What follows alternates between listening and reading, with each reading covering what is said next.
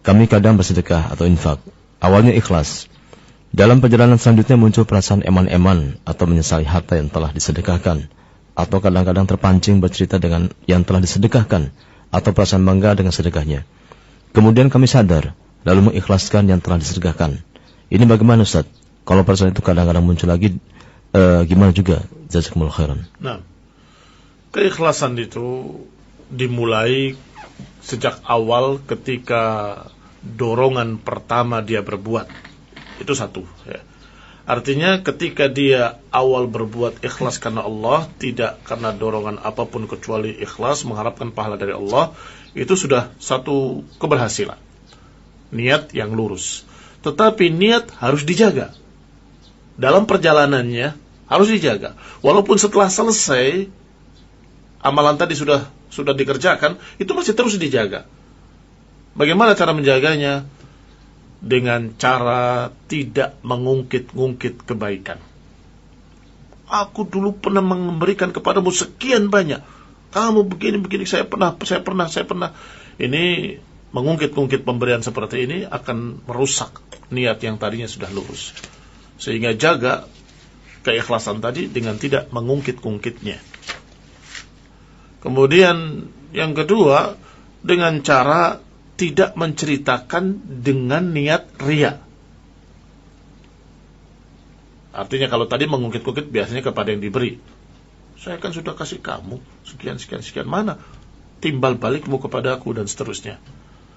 Tapi yang kedua ini mencerita pada orang lain. Saya pernah begini, saya pernah bersedekah, saya pernah beramal soleh, saya waktu itu malam-malam begini. Kalau niatnya riya, sebab kadang-kadang cerita seperti ini belum tentu riya. Karena riya itu adalah amalan hati.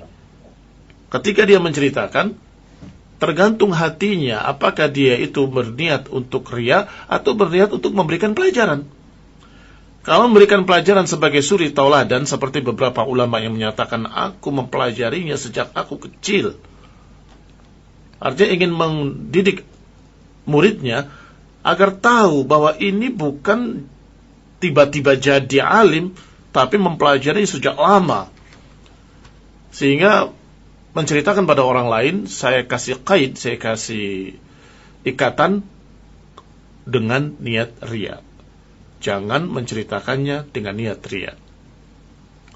Barakallahu fikum. Taib, kalau sudah terjadi seperti itu, apakah bisa diperbaiki? Aduh, kenapa saya cerita pada dia, astagfirullah dan sebagainya. Istighfar, minta ampun, menyesal. Atau perasaan eman-eman tadi, kenapa saya eman-eman? Saya bantah kembali. Saya niat ikhlas karena Allah Ta'ala, insya Allah ada pahalanya. Maka itulah hati seorang mukmin. Hati seorang mukmin selalu bertarung. Bertarung dalam artian melawan kejelekan dengan kebaikan. Dan itu yang disuruh. Kalau ada bisikan-bisikan riya, ada bisikan-bisikan ketidakikhlasan, lawan. Bagaimana melawannya? Tadi kita bantah, tidak.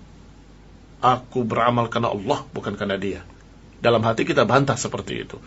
Itu namanya meluruskan niat. Dan kalau engkau berkata itu berat, saya katakan na'am.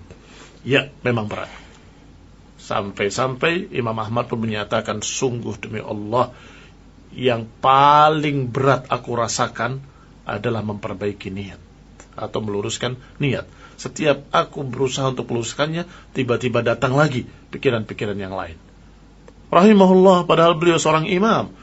Dan kalau dibandingkan dengan kita, beliau jauh di atas kita keikhlasannya. Tapi toh merasa berat dalam masalah itu. Barakallahu fikum.